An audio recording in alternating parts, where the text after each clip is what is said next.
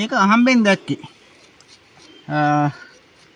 ඒ කියන්නේ මේ ගල්පඩිය මූණතේ මේ කියන්නේ මේ සිරිපාද අඩවියේ ඒ කියන්නේ සමන්දෙයියන්ගේ අඩවියේ මේක අපිට හම්බුනේ. ඉතින් මේකේ මේ ගල්පඩිය මොනවද අකුරු වගේක් රූප වගේක් අපිට පෙනුන දිවස වලින් වැහිලා තිබිච්ච.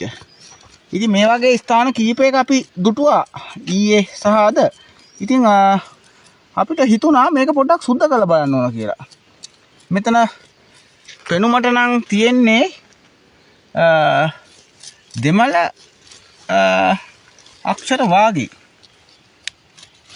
ඉතින් අපි බලමු මොකක්ද කියලා මේක සුද්ධ කරලම.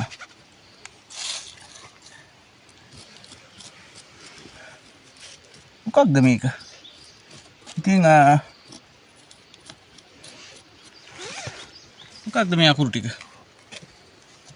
මොකක්ද මේ අකුරු?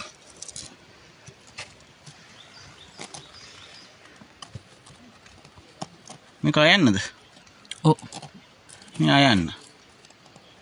මේක අල් මයන්න. අල් නයන්න. බින්දුව. එතකොට මේක මොකද්ද? ඒක නයන්න. නයන්න. එතකොට කයන්න. මේක කයන්න. මේක අල් මයන්න. මේක මයන්න. මයන්න. මේක පයන්න. එතකොට මොකද්ද මේ අකුර? වචනේ මොකද්ද? නංහම් පප. ඒ කියන්නේ මොකද්ද ඒකේ තේරුම? ඒක නිසා අපි මේක බාර කරමු. මේකේ මොකක් හරි අදහසක් තියනවද කියලා හොයන්න. ඉතින් මේක තියෙන්නේ සීතගංගුල පහු කරලා යනකොට මේ ස්ථානයේ කුමක්ද කියලා හරියටම අපිට සඳහන් කරන්න සලකුණක් නැහැ. සමහර ලාවට ලයිට් කණුවක අංකයක් අපිට දාන්න පුළුවන් වෙයි. කොහොම වුණත් දෙමළ භාෂාවෙන් යම්කිසි වචනයක් මේකේ සඳහන් කරලා තියෙන බව නම් අපිට පැහැදිලි.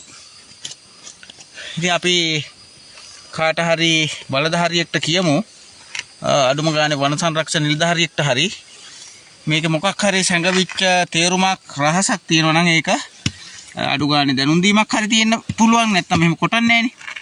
ඒක සොයා බලන්න කියලා අපි කියමු. යම් කිසි දෙමළ වචනයක් සටහන් වෙනවා. අපි බලමු මේක මොකද්ද කියලා.